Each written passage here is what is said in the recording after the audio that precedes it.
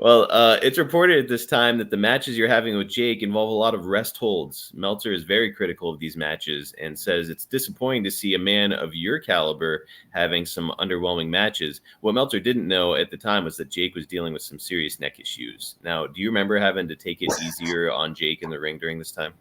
Yeah. Yeah, and of course, this is the first I'm hearing of Meltzer, and you know what, Dave Meltzer, kiss my ass. You think you're the authority on wrestling, and there's so much you think you know that you don't know, even now. Mm-hmm. Old school, you go out there, and you have a match, and sometimes you sit in a damn hole because you're trying to convince the crowd that you're working on that, whatever that body part is, whether you got his arm or you got his leg or you got him in a headlock, and it's that timing. Old school. All this crap about, that's what's wrong with wrestling today. As far as I'm concerned, is that it's moving too fast. Yes. And it's all about taking big bumps and flying around the ring. That's not wrestling. You got to tell a story. I mean, it's like it's like, I don't know, good guy, bad guy. If you watch watch a good movie, when finally a bad guy does something, like most of the movie is about the good trying to overcome the evil. Okay.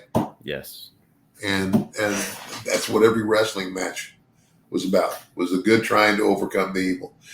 And you don't do that by doing 25 high spots in a match. And it just drives me, I'll be honest, Marcus, it drives me crazy. I can't watch it today. I can't watch it because the girls may have more believable matches than the guys. Mm-hmm. Boy, you got me going now. Well, that's okay. We're allowed to get a little upset. Yeah. Well, I mean, it's that's on your it. anniversary. We're getting pumped up, man. I'm just, To your point, Ted, people can have a compelling match doing a lot of rest holds. Again, it's you and I, before we hit record, we're talking about working body parts in wrestling and how, like, okay, Jake, you've got an injured neck. How about I work your leg? Yeah. And I'll stretch it and I'll put you in holds. I'll beat on it. There's easy ways to get around it. Yeah. There is. And well, I guess what I'm saying most of all is the thing that I mean, and I have fans come up to me, like I'm going to Phoenix, Arizona this weekend and doing an autograph signing, and I guarantee you there's going to be, it happens every time.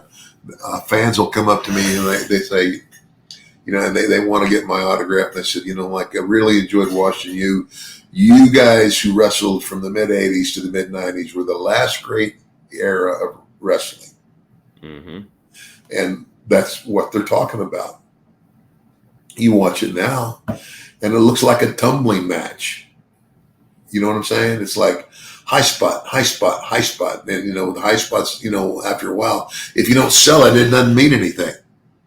Right. If you take a great big beautiful bump over the top rope and you hit the ground and you bounce up to your feet like nothing happened, well, so what?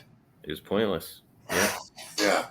It's nowadays, if you watch modern wrestling, fans are not even reacting anymore when these guys do like a big dive over the top rope or something. If that happened in 1989, I mean, if people are coming unglued and the match is probably over, it'll be like a double count out or something. But now it's like it happens. They're like, oh, cool. What's next? So it's, weird era of professional wrestling. And I don't know what a high spot's going to be anymore. And Marcus, I'll be honest with you. I think it's even crossed over to motion pictures. Mm. It's like, there's some good old movies I've watched. I mean, it's kind of like, the Alamo, the story of the Alamo. And a big portion of that story was, the wives and the kids and the setup and showing you just what they were what they were going to have to face.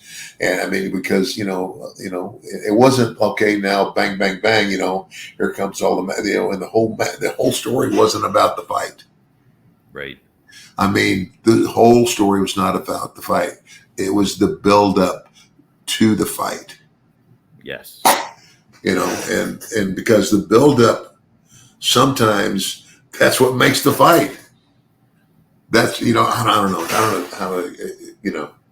Well, look, if you look back at some of the greatest movies of all time, really any of the greatest movies of all time, let's say Shawshank Redemption is a good example. If in the first 20 minutes this guy breaks out of prison, where do you go from there?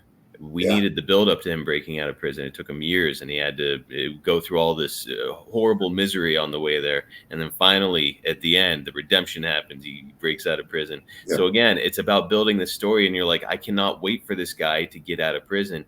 And then you make him wait. Well, in a good wrestling match, that's what every story should be. Is I can't wait for the good guy to make the comeback. Yep. That's it. That's exactly it.